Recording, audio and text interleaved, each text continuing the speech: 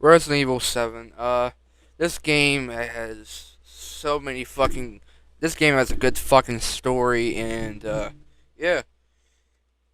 Let's get straight into it. So you play as a boyfriend, which is fucking Ethan Winters, and you're going to look after your. You're going to find out what happened to your wife or girlfriend, and turns out she got infected, which that's farther in the fucking story. But you run into some trouble. You run into Jack Baker, Margaret Baker, and Luke Baker. I think it's Lucas Baker, whatever the fuck his name is. But shit starts to happen. Like Jack's like this motherfucking immortal fucking Ultra Megatron fucking. After you fucking saw half his fucking body off, he fucking comes back to life to give you a fucking kiss in the ass and say, "Go ahead, boy. Go ahead, buddy." And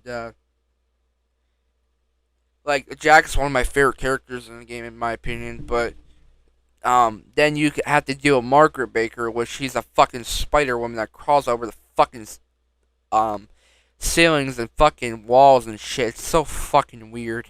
Like literally, if I had to go against her, literally her vagina's rotting out. You can technically see her asshole and vagina rotting out. Like it's fucking weird. Then you, after you kill her, you move on to Lucas, which he's a fucking weird guy that likes to cut off his fucking thumbs and shit. Then after you're done dealing with Lucas, you finally run into Jack Baker, come back as a fucking sea monster. Once you deal with him by shooting out all his eyes, you finally deal with Zoe. Well, not Zoe, but Evan. Wait, is that it?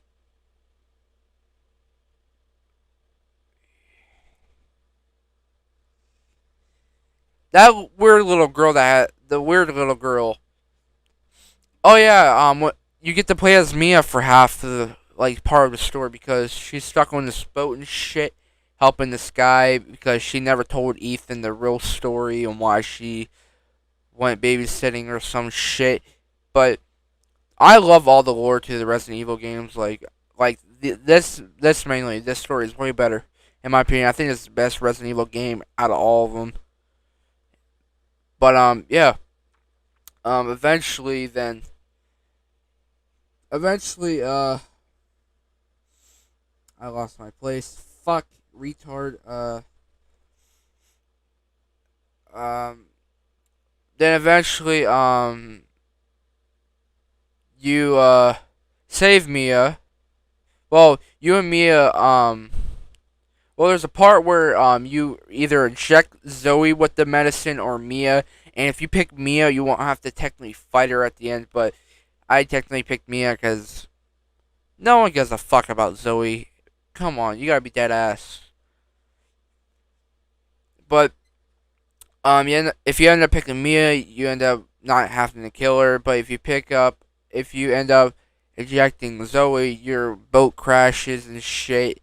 And but when you pick Mia, I'm gonna move on to Mia's story. I'm not gonna do it's the same thing as Zoe, but Ethan's laying on the ground. You couldn't get to him in time, and then you find out he's stuck on a bottom floor, and you have to like do those fucking puzzles like of elevators in order to get to that bottom floor. But once you get to the bottom floor and get him, you have a fucking I don't know memory or vision of Jack and his family, and Jack's saying "free my family" because they're not actually that because they actually got infected by her the little girl, and Ethan's on a mission to save the family. And once Mia frees Ethan from that fucking weird gunk goo, uh Ethan actually goes to and then Ethan finally goes to kill that little girl. I don't know her name. Please tell me.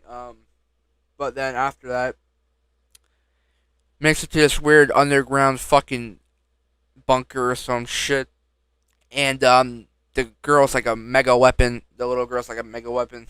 Like she cannot be like she contracts all the fucking evil That's why the fucking monsters are there in the first place, so she attracts all of them. Then, once Ethan makes it to the house, he finds the little girl, and he has these flashbacks of Mia saying shit like when you came in the house at the first start of the game, like where she cuts off your hand and shit, but it never really happened.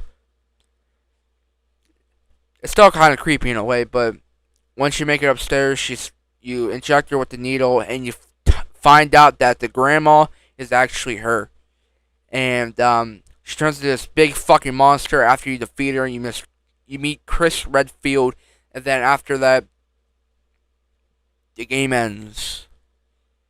But there's DLCs and shit that you can play. Not a Hero, Bedroom 1 and 2, which is pretty fucking cool. I like that. I like the DLCs and shit. But uh, yeah, the game's fucking good. Probably the best Resident Evil game in my opinion. I don't care what anybody says. Fuck you if you don't like this game. But yeah, hope you all enjoyed. I'll see you. Hope you all enjoyed. And yeah, that's about it. See ya.